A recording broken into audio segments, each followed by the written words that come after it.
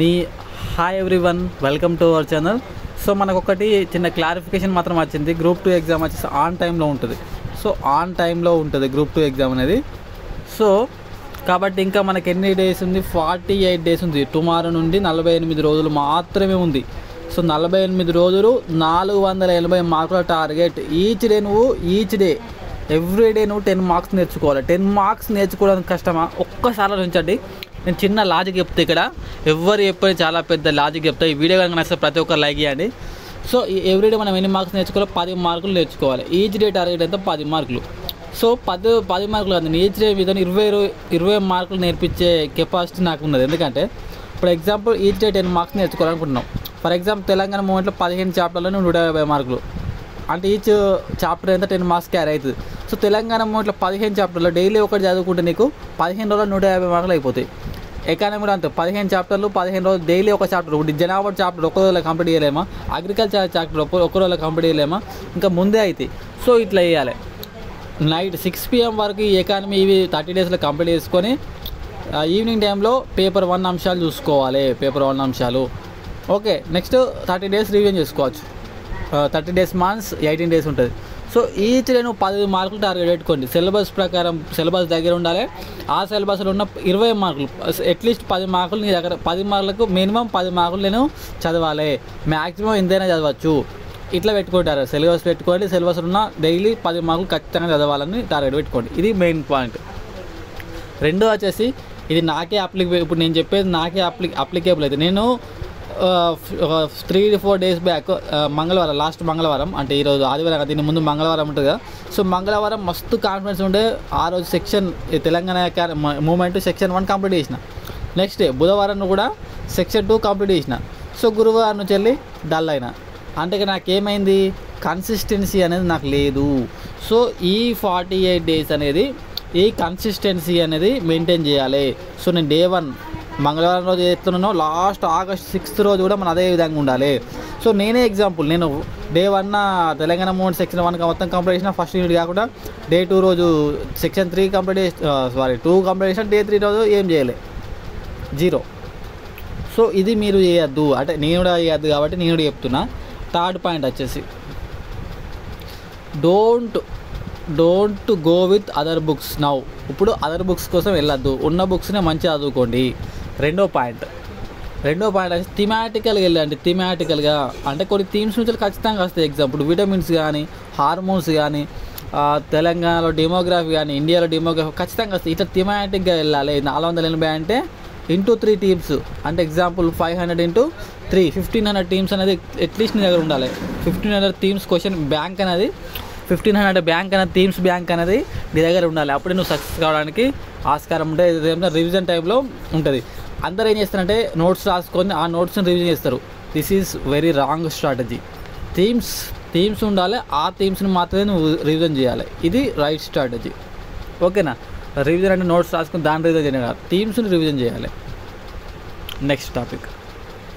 Next ఏంటంటే మాక్ టెస్ట్లు అనేది నా ఒపీనియన్లో, నా పర్సనల్ ఒపీనియన్ ఇది అనవసరం అండి. నా పర్సనల్ ఒపీనియన్. ఎందుకంటే గ్రూప్ 1 చూడండి మొన్న జరిగింది. ఆ ఓరియంటేషన్లో ఒక్క మాక్ టెస్ట్ అని ఉందా? లేదు. అంతకుముందు కూడా గ్రూప్ 4 ఉంది. ఆ మాక్ టెస్ట్ ఓరియంటేషన్ ఉన్నాయా? లేవు. అసలు అనవసరం నన్ను అడిగితే. ఆ మాక్ టెస్ట్ రాసి 2 hours 3 hours మంచి అదే టాపిక్ని n times రివిజన్ చేయండి, సరిపోతుంది.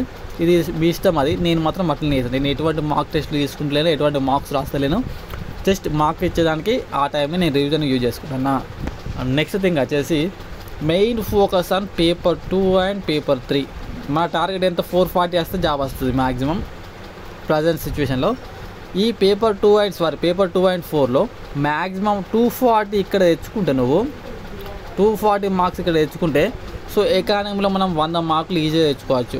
పేపర్ 1లో కూడా మన రీజనింగ్ అండ్ ఇంగ్లీష్ కొంచెం చేస్తే ఇక్కడ 100 మార్కులు తెచ్చుకోవచ్చు. ఈజీగా నీకు జాబ్ వస్తుంది. ఇక్కడ 440 టార్గెట్ పెట్టుకోవాలి. అంటే 440 పెట్టుకోవాలంటే ఇక్కడ పేపర్ 2 అండ్ 4లో 240 మార్క్స్ రావాలి. అంటే ఈచ్ పేపర్లో 120 రావాలి. ఈచ్ పేపర్ అని లేదు. పేపర్ 1లో 110 వచ్చి ఇక్కడ 130 వచ్చినా పర్లేదు. సో ఇక్కడ 125, ఇక్కడ 125, ఇట్లా అది మీ ఇష్టం. బట్ ఈ బోత్ పేపర్స్లో 240 రావాలి. రిమైనింగ్ బోత్ పేపర్స్లో 100 + 100 అన్న 2 కలిపి 200 రావాలి. ఈ టార్గెట్ పెట్టుకోండి. అంటే ఇక్కడ మీరు ఏం చేయాలి? పేపర్ 2 అండ్ 4కి అడిషనల్ టైం ఎక్కువ ఇచ్చుకోవాలి. ఇక్కడ why paper 2 and 4, why not 193 అంటే పేపర్ 4లో నేను ఒక బుక్ మెన్షన్ చేయను, ఏ బుక్ అయినా మ్యాక్సిమం స్కోర్ చేయొచ్చు, మనం బట్టి కెపాసిటీ ఉంటుంది. At the same time polity కానీ, సోషల్ కానీ, తెలంగాణ హిస్టరీ కానీ, ఇండియన్ హిస్టరీ కానీ, ఇవి కూడా స్టాటిక్ సబ్జెక్ట్ ఇవి ఏం మాడనుకుంటుంది, అవే ఉంటే ఆ థీమ్స్లోకి వెళ్ళి వస్తే 100%. కాబట్టి అట్లా ఎగ్జాంపుల్ పేపర్ 2లో నీకు 100 మార్కులు వచ్చినాయి, రిమైనింగ్ 50 మార్కులు ఇది తెలియలేదు. 50లో నువ్వు ఏం పెట్టినా గెస్ట్ పెడితే ఒక 10 మార్కులు దాటుతాయి, రిమైనింగ్ 40లో నువ్వు ఏం పెట్టినా 10 మార్కులు దాటుతాయి. అంటే 120 రీఛార్జ్ అయినావు కదా, నీకు 100 రావాలంటే ఈ సెక్షన్ ఏం రావాలి, 33 మార్కులు రావాలి. పాలిటీలో 33 మార్కులు రావాలి నీకు, Telangana history and Indian history 33 మార్కులు రావా, సోషల్ 33 మార్కులు రావా. సో ఇట్లా సింప్లిఫైగా ఆలోచించాలి, విశ్లేషణ చేయాలి, సిలబస్ని విశ్లేషణ చేయాలి. విశ్లేషణ చేసి పెద్దగా ఉన్న సిలబస్ని చిన్న చిన్నగా ఈ విధంగా చిన్నగా ఇట్లా డివైడ్ చేసిన తర్వాత ఒక్కొక్క దాన్ని మింగుకుంటూ రావాలి. చిన్నప్పుడు మనం స్నేక్ గేమ్ ఆడతాం కదా, స్నేక్ గేమ్లో ఒక్కొక్క బాబుల్ని మింగుకుంటూ వస్తాం కదా, అట్లనే ఇక్కడ సిలబస్ని ఒక్కొక్క దాన్ని మింగేసుకుంటూ నమలేసుకుంటూ రావాలి. సో ఇట్లా చిన్న వేసినట్టు ఇక్కడ ఉన్న సిలబసే, బట్ ఇక్కడ పెద్దగా రావట్లేదు, చిన్న వేస్తే దీన్ని చిన్నగా రావడం కాబట్టి దీన్ని ఈజీగా మనం గెయిన్ చేయొచ్చు. ఇలాంటి ట్రిక్స్ యూజ్ చేయాలి. ఫస్ట్ ఆఫ్ ఆల్ చదివితే జాబ్ రాదు, ఎవరికి కూడా చదివితే జాబ్ రాదు, ఏ విధంగా చదవాలి అనేది తెలియాలి. ఓకేనా, ఇది దీనికి సంబంధించి. సో ఇది 48 రోజులు ఆశ శ్వాస అన్ని ధ్యాస ప్రతి ఒక్కటి దీనికి వేయండి. ఎవ్రీ మినిట్ కూడా గ్రూప్ 2 కోసం వరల్డ్ కప్ ఉన్నదని, IPL ఉన్నదని, క్రికెట్ మ్యాచెస్ ఉన్నాయని, మావోని పెళ్ళి ఉన్నది, మావోని ఫంక్షన్ ఉన్నది, నేను సినిమా పోవాలి. ఈవెన్ గ్రూప్ 4 వెరిఫికేషన్ పోయేటప్పుడు కూడా ట్రైన్లో ఆన్లైన్ క్లాసులు వినుకుంటూ వెళ్ళాలి, బస్సులో పోతే బస్సులో ఆన్లైన్ క్లాసులు వినుకుంటూ వెళ్ళండి, PDFs ఉంటే PDF చదువుకుంటూ వెళ్ళండి. ఇది దీనికి సంబంధించి. వీడియో నచ్చితే లైక్ చేసుకోండి. అట్ ద సేమ్ టైం మరొకటి విషయం ఏంటంటే మళ్ళీ చెప్తున్న పేపర్ 2 and పేపర్ 4 అనేది మోస్ట్ ఇంపార్టెంట్. ఇక్కడతోనే జాబ్ డిసైడ్ అవుతుంది. అందరూ 1 and 2 1 and 3 నెగ్లెక్ట్ చేస్తున్నారు కదా, ఇది చేయొద్దు. ఇది మినిమం మెయింటైన్ చేసుకుంటుండాలి. ఇప్పుడు నేను ఒక ఎగ్జాంపుల్ చెప్తాను. ఇండియాకి సెహ్వాగ్ అండ్ సచిన్ టెండూల్కర్ ఓపెనింగ్ చేస్తుండే. సెహ్వాగ్ చాలా అగ్రెసివ్గా ఆడుతుండే, సచిన్ టెండూల్కర్ మినిమం మెయింటైన్ చేస్తుండే స్ట్రైక్ రేట్. సో ఇది ఇంకా మ్యాచ్ అవుతుంది. ఇట్లా సేమ్ ఇది కూడా అంతే. సెహ్వాగ్ అంటేనేమో పేపర్ 2 and 4, టెండూల్కర్ అంటేనేమో 1 and 3. ఇక్కడ ఏదైనా మినిమం మెయింటైన్ చేసుకోవాలి. ఇప్పుడు డెమోగ్రఫీ చాప్టర్ ఉంది, బట్టి పడితే 20 మార్కులు వస్తాయి. గ్రోత్ అండ్ డెవలప్మెంట్ ఉంది, అన్ని ఇండెక్స్లో బట్టి పడితే 10 మార్కులు వస్తాయి. ఇట్లా ఈ విధంగా డివైడ్ చేసుకోవాలి. ఇందాక చిన్న వేయాలి, ఇది అదే దీనికి సంబంధించి. సో ఇట్లా మీకు ఏదైనా డౌట్స్ ఉంటే ఈ కింద కామెంట్ సెక్షన్లో మెన్షన్ చేయండి, నేను ఖచ్చితంగా రిప్లై ఇస్తాను. ప్రతి ఒక్కరికి ఇస్తున్న వాటి రిలవెంట్ ఉంటే ఇస్తాను అన్నట్టు.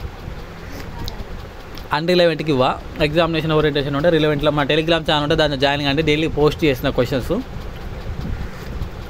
ఎందుకంటే నేను చదివిందే పోస్ట్ చేస్తున్నాను, నాకు రివిజన్ అవుతుంది, మీకు కూడా యూజ్ అవుతుంది అని చెప్పేసి నేను ఏ చాప్టర్ అయితే చదువుతున్నా ఆ చాప్టర్ మీద 10 to 15 క్వశ్చన్స్ టెలిగ్రామ్లో పోస్ట్ చేస్తాను డైలీ.